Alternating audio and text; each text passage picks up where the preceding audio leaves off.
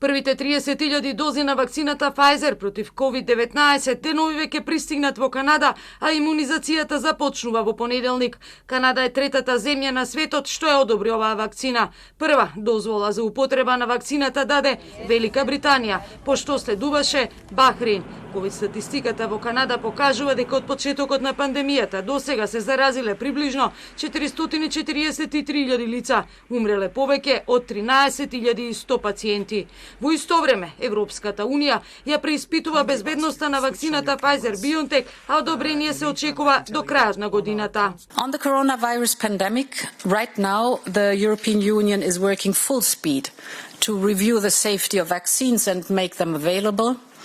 We aim to authorize the BioNTech Pfizer vaccine by the end of the year, subject to EMA's opinion.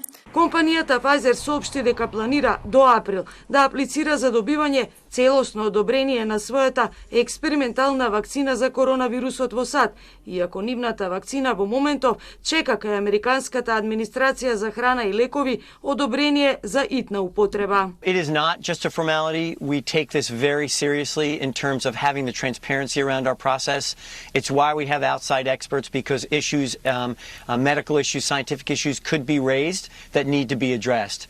But again, we'll make that final decision. I have complete confidence in our scientific reviewers. Во изминатото деноноќе САД бележат нов црн рекорд на смртни случаи. 3000 луѓе ја загубија битката со ковид, што е највисока бројка во еден ден на светско ниво.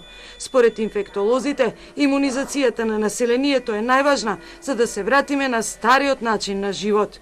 Животот во САД може да се врати во нормала следното лето или на почетокот на есента, под услов сите да добијат вакцина за коронавирусот, вели водечкиот американски имунолог Ентони Фалучи. Во Русија во последните 24 часа од COVID-19 починале 613 луѓе, што е највисока дневна цифра од почетокот на пандемијата.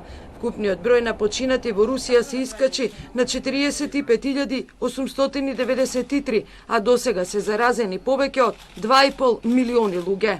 Продолжува заголемувањето на бројот на заболени од коронавирусот во Германија. Институтот Роберт Кох денеска соопшти нови алармантни податоци за бројот на новозаболени – 29.875, што е најголем број на заразени во еден ден од почетокот на пандемијата. Купниот број на лица заразени со коронавирусот во Германија сега изнесува над 1.200.000 луѓе, починале 20.970. Бројот на заразени со коронавирусот во светот се доближува до 71 милион, покажуваат податоците на интернет страницата Волдометар. Во овој момент 70 милиони луѓе се разболени, 1,5 милион починале, додека 49,2 милиони закрепнале.